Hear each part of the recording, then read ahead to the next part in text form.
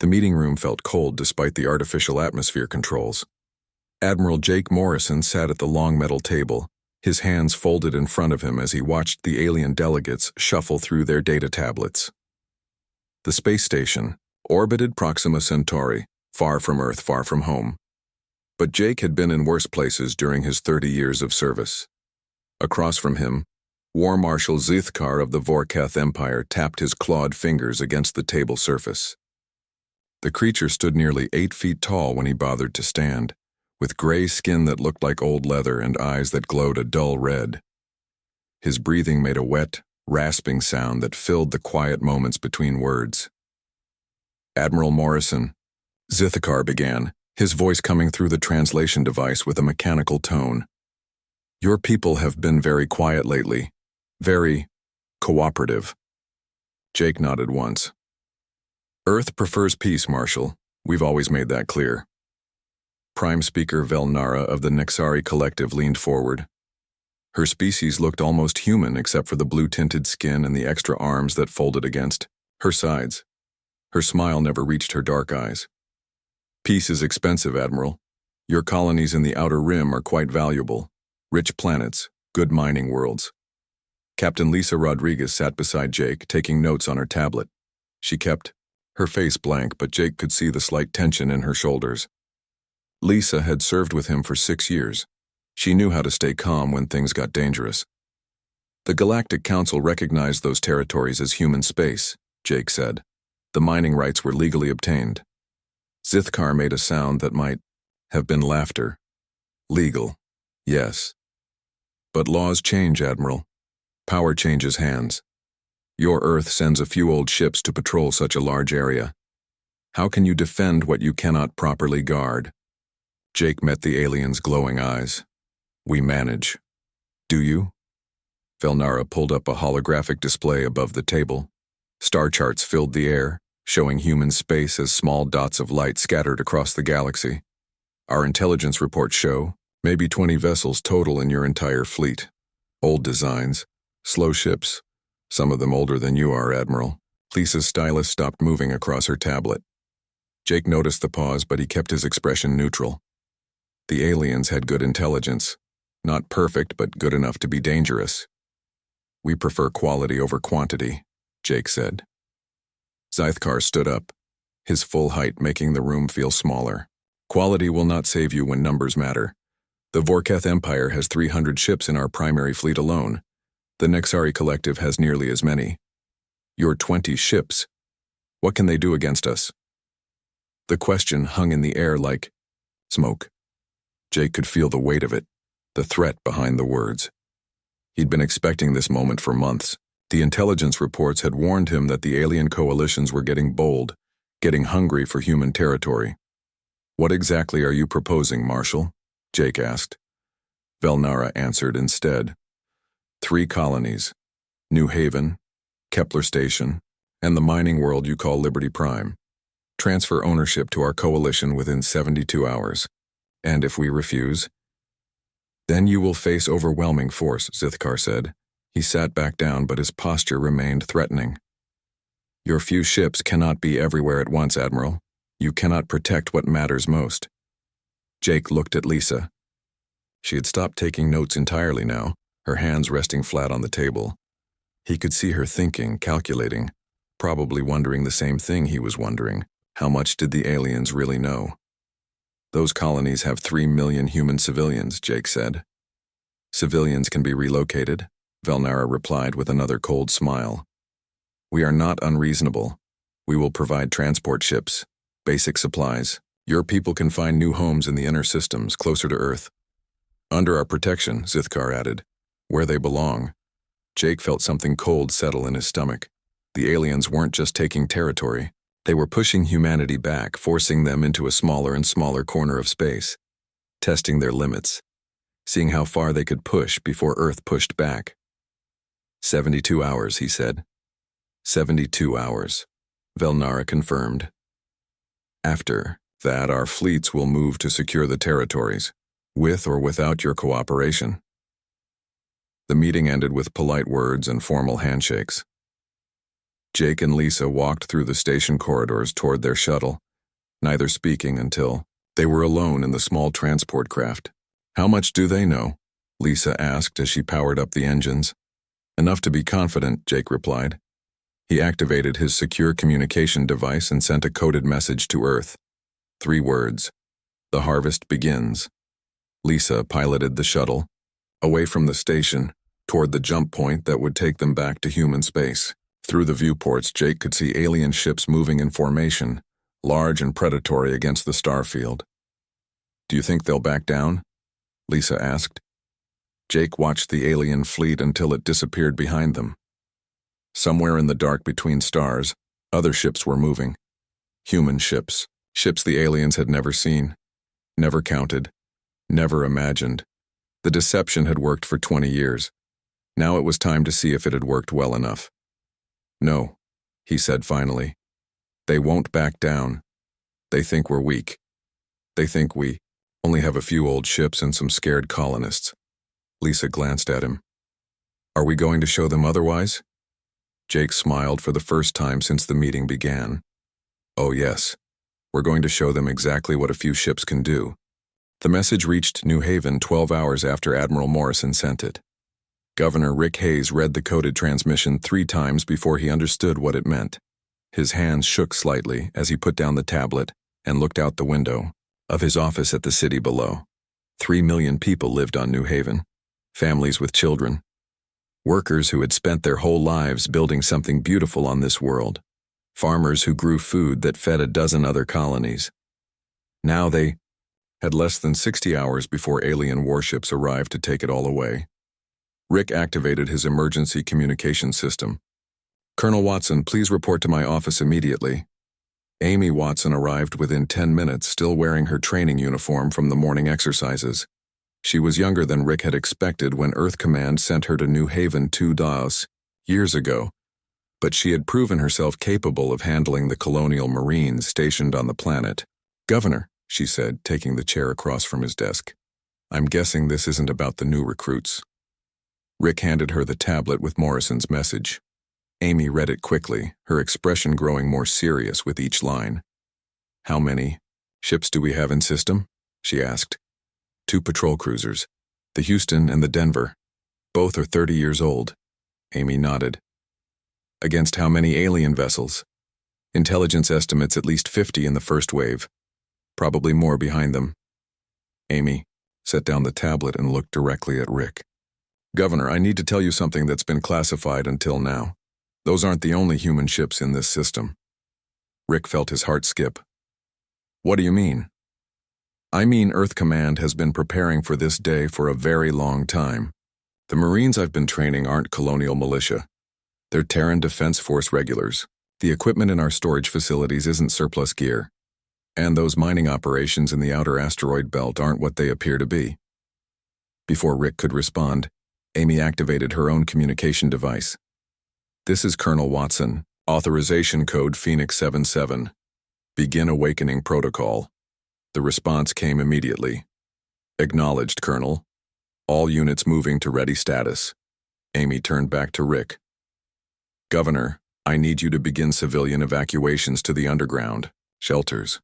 Make it look urgent and panicked. Our people need to think we're scared and unprepared. Aren't we?" Amy smiled grimly. "Sir, we've never been more prepared for anything in our lives." Across the solar system, hidden installations began stirring to life. In the asteroid belt beyond the 4th planet, Captain Steve Chen stood on the bridge of the TFS Valiant as his crew brought the ship's systems online. The massive carrier had spent 2 years disguised as a mining platform, its hull covered with fake equipment and false signatures that made it appear to be nothing more than an automated ore processor. "Stealth systems offline," reported his navigation officer, Lieutenant Carl Brooks. "All fighter squadrons report ready for launch." Steve looked at the tactical display showing the local space around them. Dozens of other signatures were appearing as ships dropped their camouflage and revealed themselves. What had looked like empty space now showed a full battle group. "Communications. Signal the fleet. Tell them the Valiant is ready for operations." In Saturn's rings, Commander Kate Phillips watched her own deception unfold. The TFS Defender and her escort ships had been hiding among the ice and rock for 3 years, their crews rotating in and out on supply ships that looked like routine research vessels. Her battle group specialized in long-range strikes and electronic warfare. "Ma'am," called her sensor operator, Petty Officer Jim Taylor. "I'm reading massive energy signatures throughout the system. The whole fleet is coming online." Kate nodded. She had known this day would come eventually. The aliens had been testing human resolve for years, pushing boundaries, taking small territories that Earth didn't seem to defend. They had mistaken patience for weakness. "Signal Earth Command," she ordered. "Tell them Task Force Saturn is operational and awaiting orders." On Earth itself, President Helen Carter sat in the Situation Room beneath the White House, surrounded by advisors and military commanders. General Paul Anderson stood at the front of the room, pointing to a holographic display that showed the entire galaxy. "Madam President," he said, "the activation is proceeding on schedule. Our forces are revealing themselves in 47 star systems simultaneously." The display showed thousands of red dots appearing throughout human space. Each dot represented a ship or installation that had been hidden from alien intelligence for years or even decades. "How long have we been preparing for this?" asked Secretary of Defense Nancy Roberts. 23 years, General Anderson replied. "Ever since the first contact with hostile alien species. We realized that appearing weak while building strength was our best strategy for long-term survival." President Carter studied the display. "And our allies, the friendly alien species? They were never told about the true size of our fleet. As far as they know, we have exactly what our enemies think we have. A few dozen old ships and some determination." The president nodded slowly. "How many ships are we actually revealing?" "In the first phase? About 800 vessels. Everything, from destroyers to supercarriers. But that's just the beginning, ma'am. We have reserve fleets that won't be revealed unless absolutely necessary." Meanwhile, the alien forces were moving toward their targets with complete confidence. Admiral Grokmar of the Vorketh First Fleet studied the tactical reports from his flagship as they approached New Haven. His intelligence officers confirmed what they expected to see. 2 old human patrol ships and some confused civilian traffic fleeing the system. "How pathetic," he told his bridge crew. "These humans run at the first sign of real power. Their Admiral Morrison spoke brave words, but his people show their true nature." His communications officer looked up from his station. "Admiral, we're receiving some unusual sensor readings from the outer system. There appear to be energy signatures that weren't there yesterday." Grokmar dismissed the report with a wave of his clawed hand. "Probably civilian ships trying to escape. Humans are known for their cowardice when faced with superior force. But in the depths of space around New Haven, something much larger than civilian transport ships was stirring. Hidden bases were dropping their camouflage. Sleeper ships were awakening from years of dormancy. And Admiral Morrison's message was spreading through secure channels to every human military unit in the galaxy. The harvest had begun. But the aliens were about to discover who was actually going to be harvested. The 72 hours ended at exactly 14:30 Earth Standard Time. Admiral Grokmar checked his chronometer and smiled, showing rows of sharp teeth. His fleet of 60 warships hung in space just outside New Haven's defensive perimeter, sensors showing only the 2 old human patrol cruisers that had been there for days. "Signal the human vessels," he ordered his communications officer.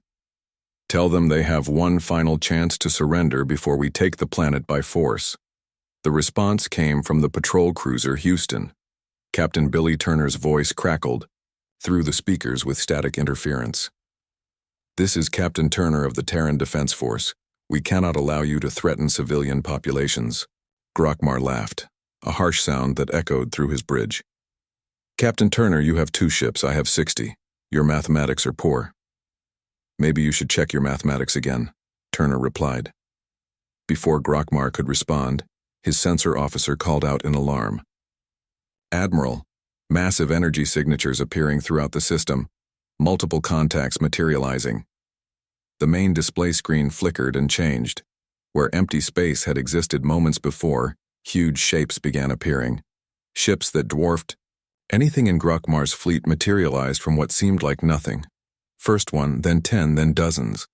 The largest vessel appeared directly in front of the Vorketh formation. The TFS Enterprise stretched nearly 2 kilometers from bow to stern, bristling with weapon systems that made Grokmar's flagship look like a toy. Captain Tony Baker stood on its bridge, watching the alien fleet through the main view screen. "This is Captain Baker of the Terran Defense Force," he broadcast on all frequencies. "You were warned, Admiral Grokmar. You chose not to listen." Grokmar stared at the display in shock. His tactical officer was calling out ship classifications and counts, but the numbers didn't make sense. 40 human vessels, 50, 60. The count kept climbing as more ships dropped their stealth systems and revealed themselves. "How is this possible?" he whispered. On the Enterprise, Captain Baker turned to his tactical officer, Lieutenant Commander Susan Wright. "Signal the fleet. All ships are to disable alien vessels but avoid destroying them completely. We want prisoners, not martyrs." Throughout the New Haven system, the pattern repeated itself. What had appeared to be empty space suddenly filled with human warships. The asteroid mining facilities revealed themselves as heavily armed battle stations. The research outposts became missile platforms and fighter bases. At Kepler Station, 3 star systems away, Fleet Admiral Quintalara of the Nexari Collective was experiencing the same shock. Her force of 80 ships had approached the industrial world expecting to find minimal resistance. Instead, they found themselves surrounded by a human fleet, twice their size. The TFS Constitution, Admiral Grace Murphy's flagship, appeared less than 50,000 kilometers from the Nexari command ship. The massive dreadnought's weapons were already charged and targeting the alien vessels. "Admiral Quintalara." Grace's voice came over the communication channel, calm and professional. "I am Admiral Murphy of the Terran Defense Force. You have violated the territorial sovereignty of human space. Surrender your vessels immediately or face the consequences." Quintalara's forearms trembled as she gripped her command chair. "This is impossible. Our intelligence reports showed no major human naval presence in this sector." "Your intelligence was wrong," Grace replied. "You have 30 seconds to begin powering down your weapons and surrendering your ships." Back at New Haven, the first shots of the battle were fired when a Vorketh destroyer captain panicked and launched missiles at the TFS Enterprise. The massive human ship's defensive systems activated automatically, creating a shimmering energy barrier that absorbed the missile impacts without even registering damage. Captain Baker sighed. "Well, they made their choice. All ships you are authorized to engage. Disable their vessels and prepare boarding parties." The human fleet moved with precision that shocked the alien observers. Each ship knew exactly where to be and what to do. The formations had been practiced countless times in hidden exercises. The coordination was perfect.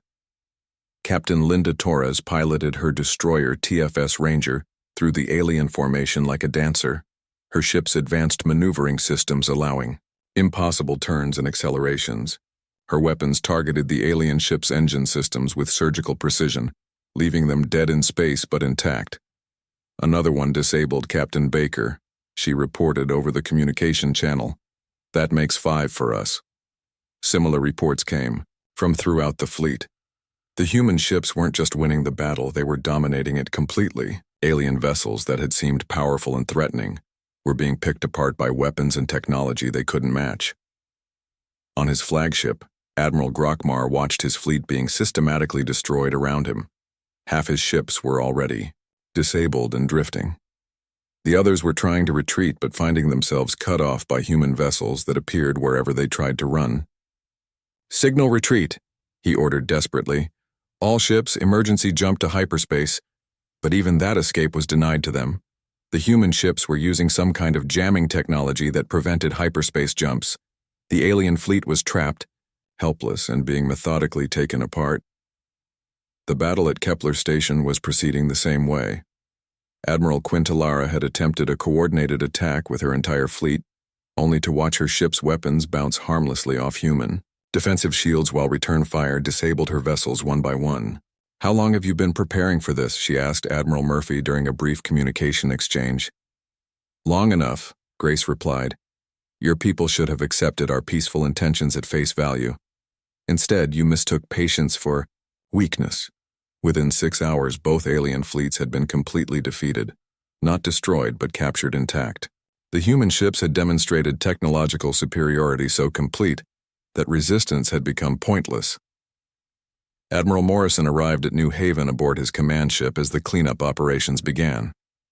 He stood on his bridge, looking out at the drifting alien vessels surrounded by human ships, and activated his communication system. This is Admiral Morrison to all Vorketh and Nexari vessels, he broadcast. Your fleets have been defeated. Your crews will be treated according to the laws of war. But your governments need to understand something very important. He paused, letting the silence carry weight. This engagement involved less than 10% of the Terran Defense Force. If you want to see what our full strength looks like, continue threatening human territory. If you prefer to negotiate new treaties based on mutual respect, we're prepared to talk. The message was transmitted to every corner of the galaxy. The age of alien powers treating humanity as weak and insignificant was over. News of the defeats at New Haven and Kepler Station spread through alien space faster than light itself.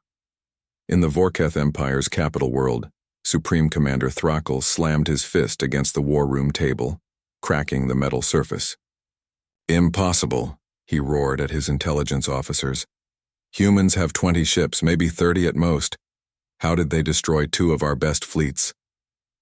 Intelligence Director Zekmore pulled up holographic recordings from the battles. The images showed human vessels materializing from empty space, weapons that cut through Vorketh armor like paper, and defensive shields that absorbed everything the alien fleets could throw at them. Supreme Commander, Zekmore said carefully, it appears our information about human military capabilities was incomplete. Incomplete. Throckle's voice rose to a bellow. They have hundreds of ships. Advanced technology we've never seen. How did we miss this? The question had no good answer. For 20 years, Vorketh spies had reported the same thing. Earth was weak, protected by outdated vessels and colonial militias.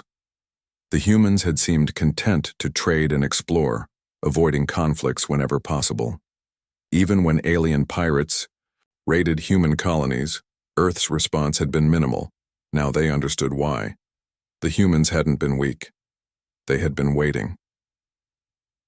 On the other side of the galaxy, the Nexari Collective's governing council was having a similar emergency meeting.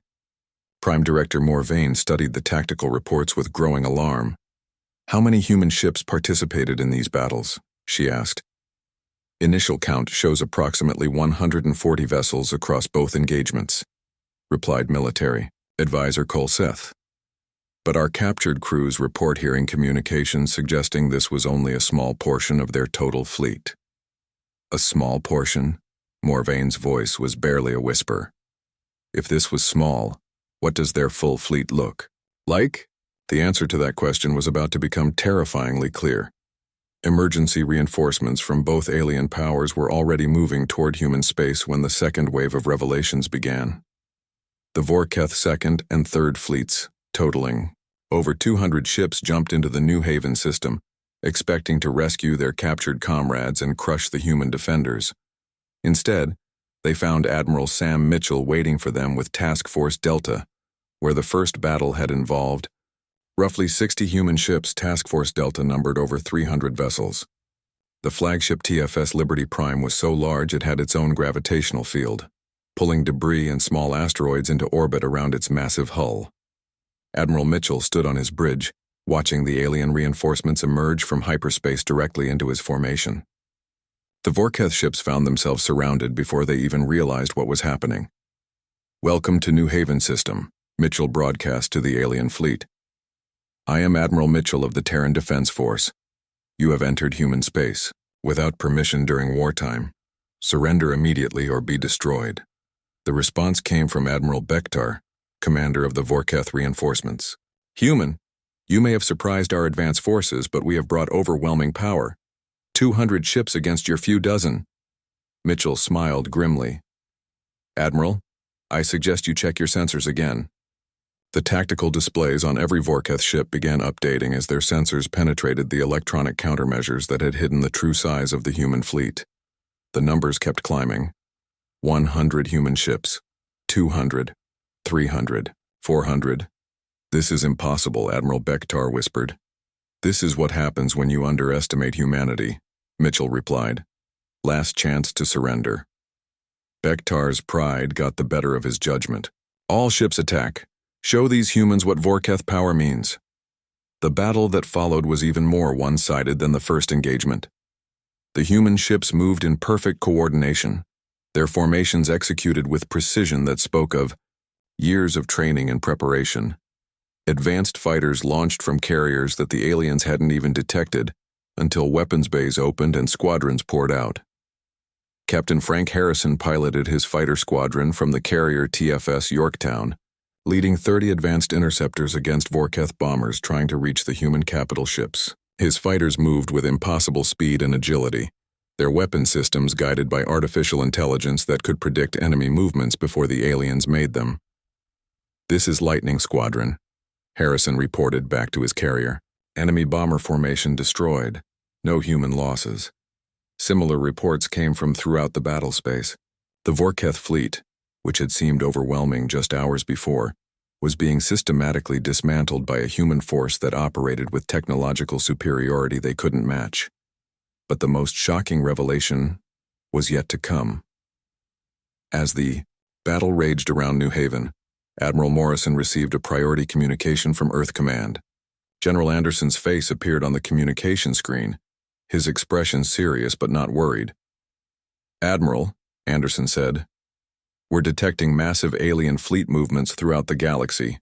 It appears they're committing everything they have to a full-scale invasion of human space." Morrison nodded. "How many ships are we looking at, General?" "Intelligence estimates over 2,000 vessels from the combined alien coalitions. They're mobilizing everything from both empires and calling in favors from their allies." "Recommendations?" Anderson's smile was cold. "Time to show them what Earth's fleet really looks like. Authorization code Phoenix Prime. Activate all reserve formations." Morrison felt his breath catch. Phoenix Prime was the highest military authorization code in human space. It meant total war, full revelation of Earth's capabilities, and the end of all deceptions. "Confirmed, General. Phoenix Prime authorization received." Throughout human space, installations that had remained hidden even during the recent battles began revealing themselves. Deep space monitoring stations dropped their camouflage and showed themselves to be massive fortress platforms. Research facilities became fleet bases with hundreds of ships emerging from underground hangars. On the edge of the Sol system, Fleet Admiral Robert Kane watched from his command ship as the largest human fleet ever assembled began forming up around him. The reserve formations had been building in secret for over a decade, hidden in locations so remote that even most human military personnel didn't know they existed. "How many ships do we have now?" he asked his operations officer. "Current count shows 3,467 vessels, sir, and that's just the ones we're revealing today." Kane nodded slowly. The aliens wanted to see overwhelming force. They were about to get exactly that. The message went out on all frequencies, transmitted to every corner of the galaxy where intelligent life might be listening. Admiral Morrison's voice was calm and measured as he spoke words that would change the balance of power forever. "This is Admiral Morrison of the Terran Defense Force, speaking for Earth and all human colonies. Alien forces are massing for what they believe will be a final assault on human space. They believe they have seen our full strength. They are wrong." The transmission paused as holographic displays throughout the galaxy showed the true scope of human military power. Thousands of ships, hundreds of battle stations, technologies that made previous revelations look primitive by comparison. "This is the Earth fleet," Morrison continued. "We tried peace. We tried diplomacy. We tried showing restraint. You mistook all of these for weakness. You will not make that mistake again." The galaxy held its breath as the largest military fleet in recorded history assembled at the edge of human space. Admiral Morrison stood aboard the TFS Independence, humanity's newest and most powerful command ship, watching as vessels continued to arrive from every corner of the solar system and beyond. Final count? He asked his operations officer. 4,237 ships, sir, Lieutenant Commander Mary Jenkins reported. All systems operational, all crews, at battle stations. Morrison nodded slowly. In 40 years of military service, he had never imagined commanding a force this size. The Independence itself was larger than most space stations, its hull stretching 3 kilometers from bow to stern. Its weapons systems could crack a planet's crust. Its shields could absorb the combined firepower of 100 alien dreadnoughts. But the Independence was just one ship among thousands. Throughout the galaxy, alien intelligence networks were going into complete panic. The Vorketh Empire's spy satellites were picking up energy signatures that shouldn't exist. The Nexari Collective's deep space monitors were detecting human fleets emerging from locations that their star charts showed as empty space. Supreme Commander Thrakul stood in his war room, staring at tactical displays that made no sense. The humans weren't just revealing more ships. They were revealing entire fleet groups that had been hidden for decades, battle stations that looked like asteroids, carrier groups disguised as merchant convoys, military installations that had been operating under the cover of research facilities. How long? He asked his intelligence director. How long have they been building this fleet? Zekmore checked his reports with shaking hands. Our earliest intelligence files go back 40 years, Supreme Commander. The humans have been planning this since before first contact with our empire. 40 years, Thrakul whispered. They've been planning this war for 40 years. The realization hit him like a physical blow. Every diplomatic meeting, every trade, negotiation. Every time the humans had seemed weak or unprepared, it had all been an act. A carefully constructed deception designed to make their enemies underestimate them, while they built the most powerful military force the galaxy had ever seen. On the Nexari homeworld, Prime Director Morvain was reaching the same conclusion. Her military advisors were showing her intelligence reports that painted a picture of human deception, so complete, it was almost artistic. They never had just 20 ships, military advisor Colseth explained. They had 20 ships that we could see. The rest were hidden using technology we didn't know existed. Stealth systems so advanced our sensors couldn't detect them even when they were right in front of us. And now they're dropping the stealth, all of it. They want us to see exactly what we're facing. What they were facing was beyond anything either alien empire had imagined possible. The first demonstration came at the edge of Vorketh space, where Captain Ben Lewis commanded the super dreadnought TFS Colossus. The massive ship emerged from hyperspace directly above the Vorketh military world of Krakthul, its presence immediately detected by every sensor on the planet. The Colossus was so large it affected the planet's weather patterns. Tidal forces from its gravitational field created storm systems in the oceans below. The ship's engines, operating at minimum power, generated more energy than the planet's entire industrial output. Captain Lewis opened a communication channel to the planetary government. This is Captain Lewis of the Terran Defense Force. We are not here to attack your world. We are here to demonstrate what happens when you threaten human space. The response came from General Morkel, the planet's military commander. Human ship, you are in violation of Vorketh territorial space. Withdraw immediately or face our planetary defenses. Lewis checked his tactical display. The planet had orbital weapons platforms, defensive satellites, and a small fleet of patrol ships. Under normal circumstances, they would be formidable. Against the Colossus, they were insignificant. General, Lewis said calmly, I suggest you run a full sensor sweep of local space. The results of that scan sent shockwaves through the Vorketh military command. The Colossus wasn't alone. 50 other human ships hung in space around the planet, all of them previously invisible to sensors. The entire world was surrounded by a fleet that could reduce it to rubble in minutes. But the humans didn't fire a single shot. They just waited, letting the implications sink in. Similar demonstrations were happening throughout alien space. Human fleets were appearing at key military worlds not to attack but to show they could. The message was clear. Earth could strike anywhere, anytime, and there was nothing the alien empires could do to stop them. The final revelation came when Admiral Morrison activated the ultimate display of human power. Across 50 star systems, simultaneously, the complete Earth fleet revealed itself in perfect coordination. Thousands of ships dropping stealth at the same moment, creating a wall of military might that stretched across parsecs of space. The holographic displays in alien command centers showed the true scope of what they faced. Human ships outnumbered the combined alien fleets by more than 2 to 1. Human technology was decades ahead of anything the aliens possessed. Human organization and planning had created a military machine that operated with precision no alien force could match.